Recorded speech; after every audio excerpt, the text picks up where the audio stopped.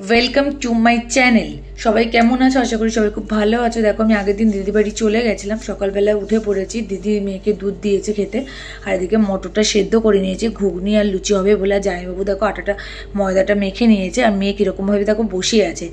আর এদিকে মটরটা সেদ্ধ হয়ে গেছে, আর মটরটাকে দিদি সোমবার দেবে, সব কিছু দিয়ে ঘুগনি তৈরি করবে।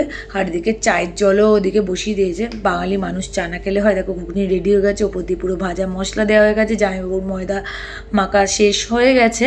এবার দিদি তেলটা ঢেলে নিয়েছে, এবার শুধু লুচিটা করব। দেখো ততক্ষণে না ব্যাগটা ছিঁড়ে গেছিলো, তা ব্যাগটা আমি সেলাই করে নিলাম। এবার আমি বেলা স্টার্ট করে দিয়েছি, বেলছিলাম।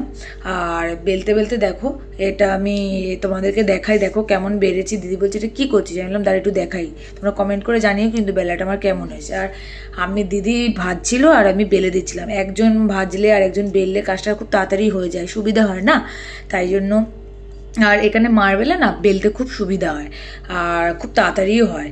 তো আমি বেলে রেডি করে নিয়ে দিদি আবার খেতে দিয়ে দিচ্ছিলো। এদিকে আবার উচ্ছে আলু ভাজা হচ্ছে, যেহেতু দুপুরবেলার খাবার। তা দেখো লুচি ভাজা হয়ে গেছে, দিদি খেতে দিয়েছিল। এবার পরের লোক এসেছিলো আবার, তাই জামাইবাবু ভাজছিল। আর দেখো এটা একটা প্যাক তৈরি হয়েছে, একটু বেসন, গোলাপ জল সব কিছু দিয়ে। সেই প্যাকটা এবার দিদি নিজে মেখে নিয়েছে। মাখার পর বলছে বোন মাখবি? তা আমাকে দিদি আবার মাখিয়ে দিল। দেখো আমাকে মাখানোর পর দিদি তো নিজে মেখেছে, আমিও মেখেছি। এবার জামাইবাবুকেও ছাড়ি, নিজের বরকেও ছাড়িনি। তা দেখো আমাদের দুজনকে পুরো ভূত লাগছে। আর দেখো দুপুরের খাবার রেডি, আমরা খেয়ে দিয়ে বেরিয়ে পড়েছিলাম। ভালো লাগলে লাইক, কমেন্ট অ্যান্ড শেয়ার করে দিই।